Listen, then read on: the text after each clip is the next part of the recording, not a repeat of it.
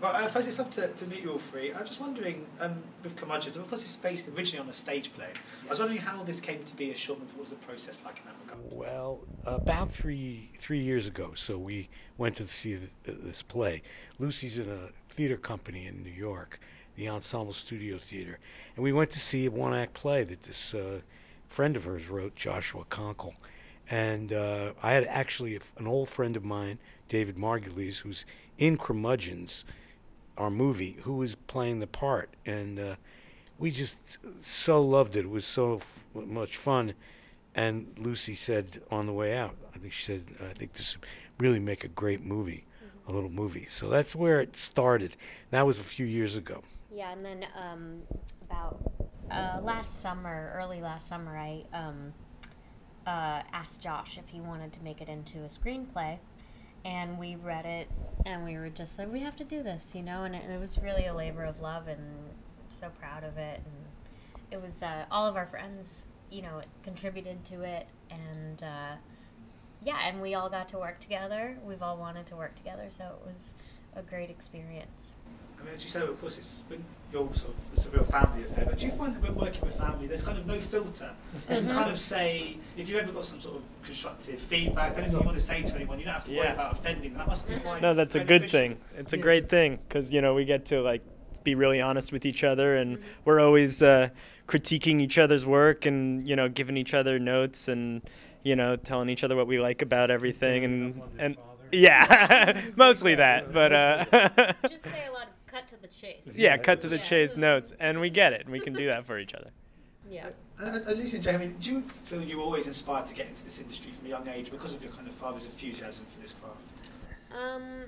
Yeah, I mean, I think, well, we grew up with it, you know, we grew up on sets and, you know, around a fun cast of characters, but, you know, I didn't start professionally acting until after college, and I think that was, you know, my dad and my mom pushed me to go to college and to encourage me to act and stuff, but it was sort of you know, inspired to, like, figure out that I really wanted to do it, because it's a tough business, but I figured out I wanted to really do it. I wanted to try it, so, and they were very supportive. Yeah, I was always terrified of it, and then I think after school and it just sort of started naturally gravitating towards it, probably just because growing up we had so many great experiences on set and seeing what, you know, our folks were doing. Danny's the first time directing for a few years. I was wondering how it felt sort of sitting back in the director's chair. Yeah, it's nice to be back in the director's chair. This is a perfect one to jump back in with. Also, I'm in Curmudgeons, and it's fun to work with these guys as producers. You know, you understand how it works, the dynamic. You know, the director's always adding shots, and the producer's always wanting them to go faster and be more concise and get things done quicker. And that was really a lot of fun. So it was great to do it with my kids.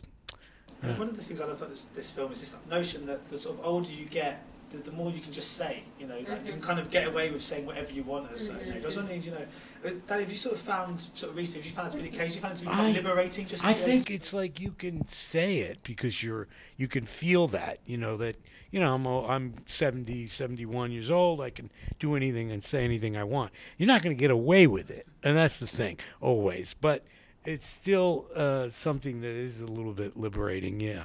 And the Curmudgeons are... You know, the big thing about it is the movie is about love and about really embracing what you really want and choice and your desires, and having them realized, no matter how old you are, whether you're, you know, a young person or an older person. I mean, David was a remarkable actor and obviously a very close friend of the whole family. So, I mean, it must be great to have this film now out here as a real kind of final showcase to his ability as an actor and a kind of ode to his career, I guess. Yeah, we love David so much, and we made the movie a year ago, which was October a year ago, and David got to see it before. He passed away in January, so we finished the film. We had it pretty much finished except for the music. Brian hadn't done music yet, but we showed him what we had, and he got to see his work, and we got to celebrate. Yeah, we love him and miss him, but are so happy to have this piece to remember him by, and carry on his legacy. Yeah. And, I mean, I was wondering too, in regards to the kind of the short movie. I've noticed of late there's been a bit of a rise in the kind of popularity towards it, more kind of short film festivals and competitions, encouraging people to go out there and make shorts. I mean, what do you think that, have you noticed that now, sort of from inside the industry? Is it perhaps to do with our kind of immediacy of with the internet? We like everything kind of bite-sized chunks these days. Do you think that there's a real place for the short film at present? Well, yeah, I think there is a place for it, especially with all the online outlets. Curmudgeons is going to be on Vimeo. You can just go online and watch it immediately, and it's not a huge time commitment. And I think it gives an opportunity for people who wouldn't normally be able to show their stuff to showcase it. You just show it to your friends or to whoever you want to. Yeah, it's interesting. It's like, I think a lot of people right now are watching and enjoying short films, whether they know it or not, because they're online watching these little pieces that are being produced, and some of them are quite good, and they're not necessarily called cinema or short films in that way, but it's really exciting to us to get to play in that format and medium and the same space where you can watch it while you're at work or while you're at home or on your computer or on your TV or anywhere, but with something we really feel passionate about still and want to share with everyone. And does that sort of adjust the way you kind of seek in presenting the film? Because knowing it's going to be watched on tablets and kind of laptops, do you have to try and envisage it being watched? No, we actually made it for the big screen. We have wonderful cinematographers that work, or good friends of ours that we work with, and also, but having it on Vimeo was always we had a goal that we were going to show it. We knew it was going to be seen in this way, but we approached the movie the way you approach a feature-length film. I mean, we're doing everything from the beginning to the very end, from the script development with Josh Conkle all the way through the production of it. We acted as though we were doing feature film, and we're still doing that now by coming out and telling everybody about it and promoting it. I'm very excited that in this day, what's happening now with Vimeo and outlets like that, you're able to take your movie, whether it's it doesn't matter the length, and in our case it's 16 minutes, and you'll be able to show it to thousands and thousands of people free on Vimeo. Just go look at it, and it's great to know that people are going to see it. I mean, that sort of accessibility at present. I mean, there's some big, huge blockbusters being made now, going straight to Netflix. I mean, what's your kind of take on the way the industry's going in that regard? That I feel like that films perhaps are going to be seen more often, but not always in the intended kind of environment, I guess. Mm-hmm. Yeah, I think it's exciting. It's also a little scary, to see all this content come out. And there's so many different outlets, and some of these companies are getting very large very fast, and what they're putting out, it's hard to keep track of everything that's coming out. But it's also made a lot of room for new content and really good new TV, which we love the new TV that's coming out of everywhere, including some of those companies like Netflix and. I think it's kind of a exciting new time, and it gives us all a lot of opportunities to make new stuff, and in interesting new ways. Because one of the biggest challenges, I guess, with a short is building the story and having an audience invest in such a sort of brief period of time, which we do so much in this tale. I was wondering how you kind of went about crafting it. It must have helped having the same, the screenwriter having been the same man who obviously wrote the original play. Yeah, I mean, it was really all Josh, the writer. He created this really beautiful, concise story with a beginning, middle, and rich characters, and so it was easy for us because the script was great, and yeah, it had all the different things you'd want to see in a full length. And talking of full-length feature films, of course, Danny the Comedian with Robert De Niro is one that's coming up. I'm just wondering what that one's all about and how your character fits in. Robert is a comedian, kind of a rough, hard-edged, bitter, actually,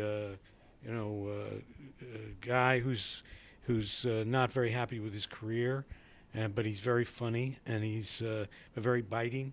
And I play his brother, and Lucy plays his niece, my daughter. She gets married in the movie. It's amazing I got cast. And very exciting. Taylor Hackford's the director, and we're looking forward to seeing it. And what's it like, kind of sharing a screen together and acting with one another? I mean, it must be quite hard to. I mean, do you ever, when you're obviously looking at each other, you have to see each other as the character you're both portraying, but that must be particularly difficult when it's like, hi dad or hi daughter, you know. Well, we rode to work every day together, so that was kind of cool. Yeah. Yeah, and then when you get on the set, she's her character, I'm my character. Yeah, you just kind of do it. In Curmudgeons, she was Jake and Lucy produced it, so it was a little bit different because I had to I had to hold my hat in my hand every once in a while and ask them if I could do another couple of shots. Nah, just kidding. I just find it moving on to potentially to former projects. I mean, there's still talk of Triplets. Yeah. I was just wondering. I mean, yeah. the huge. Well, the thing is, we love twins. I love working with Arnold. I love doing it, and I dig the movie. I think it was really terrific. If something works out, we'll do another movie together. So we're just waiting to see how that all comes out in the wash. And just very quickly, I mean, you were just saying before, obviously you're working now with Robert De Niro. I was wondering, is there anyone across your career that you haven't had the chance to work with that you really kind of regret or wished you had? Well, it's. I mean, I'm a little older than you are, so a lot of the guys that I really wanted to work with kicked the bucket before I got Taxi. So it was like, did I want to work with Bogey and Bacall and all those, classy characters? And try to think of somebody who's alive, and I'll get back to you. Cheers. Thank you so much. Thank you. For Curmudgeons too. Thank you. Thank you. Cheers. Yeah. Ladies and gentlemen, you're watching Hey You Guys! Hey You Guys, huh? Hey You Guys. Is that from the Goonies? It is indeed, yeah. Nice. Hey